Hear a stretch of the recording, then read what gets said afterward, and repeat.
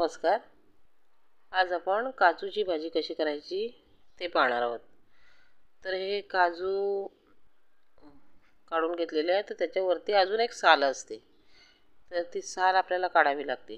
तर ती साल काढण्यासाठी आपण हे गरम पाण्यात टाकलेले आहेत.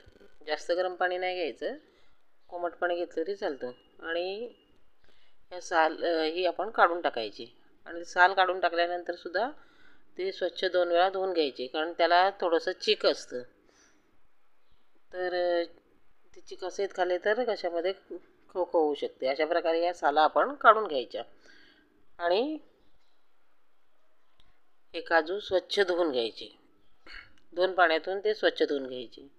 माझी रेसिपी आवडली तर तुम्ही लाईक करा, शेअर करा, सबस्क्राईब करा आणि बेल आयकॉनचं बटन दाबायला विसरू नका, जेणेकरून माझ्या येणाऱ्या नवनवीन रेसिपी आपल्यापर्यंत पोहोचू शकतील. आणि कमेंट करायला विसरू नका. अशा प्रकारे मी 2 वेळा स्वच्छ धुवून घेतलेले आहेत काजू, कारण त्याला चीक अजिबात राहायला नाही पाहिजे. आणि हे काजू असेच स्वच्छ धुवून घेतले की नंतर कच्चे खाल्ले तरी चालतात, पण त्याची साल पहिले काढून टाकायची. सालीला चीक असतो. त्यानंतर आपण कढई गरम करायला ठेवून त्याच्यामध्ये तेल घालून घेतलेलं आहे. आणि एक मध्यम आकाराचा कांदा चिरून घेतला होता मी. तो कांदा त्याच्यामध्ये घालून घेतला.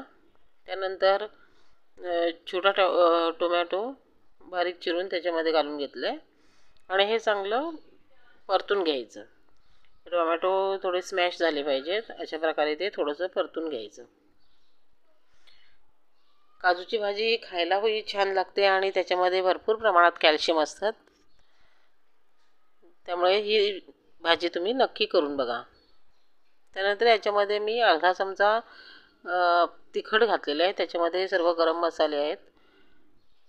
तरीसुद्धा मी थोडासा गरम मसाला त्याच्यामध्ये आणखी ॲड केलेला आहे. आणि त्यानंतर हळद जराशी घालून जे काजू होते ते घालून घ्यायचे. त्याच्यामध्ये ते चांगले परतून घ्यायचे. थोडंसं पाणी घालून ते